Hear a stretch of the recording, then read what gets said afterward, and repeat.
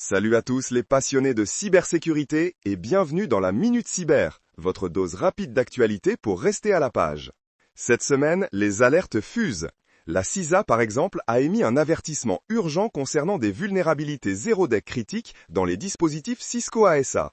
Autant dire que ça sent le roussi pour la sécurité des réseaux. Et malheureusement, les conséquences ne se sont pas fait attendre. Plusieurs aéroports européens ont été la cible d'attaques par rançongiciel, perturbant sérieusement leurs opérations. C'est le genre de nouvelles qui nous rappelle l'importance de la vigilance constante. Le groupe Clop, que l'on connaît bien pour ses méfaits, a encore frappé en exploitant une autre vulnérabilité zéro-day, cette fois dans Oracle e-Business Suite. Ah, ces groupes de ransomware toujours à l'affût de la moindre faille. Et parlant d'eux, une nouvelle alliance pour le moins inquiétante a vu le jour, regroupant des noms comme Dragon Force, Lockbit et Killin. Ensemble, ils risquent de démultiplier leur pouvoir de nuisance, ça promet. Mais l'ancienneté n'est pas une garantie de sécurité.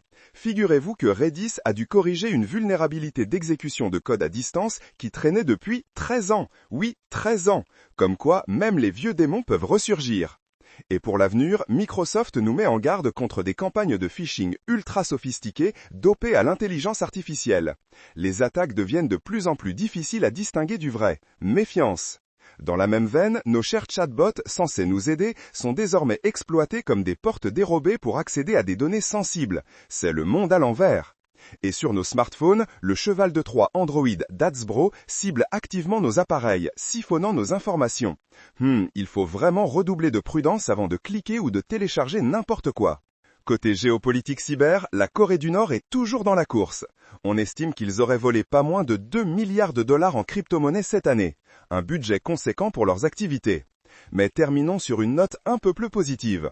Le département de la Défense des États-Unis a finalisé sa certification CMCC, une étape cruciale pour renforcer la sécurité de sa chaîne d'approvisionnement.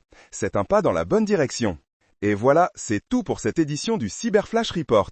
J'espère que cette Minute Cyber vous a été utile. Restez connectés, restez en sécurité et à la semaine prochaine pour de nouvelles actualités. Ciao!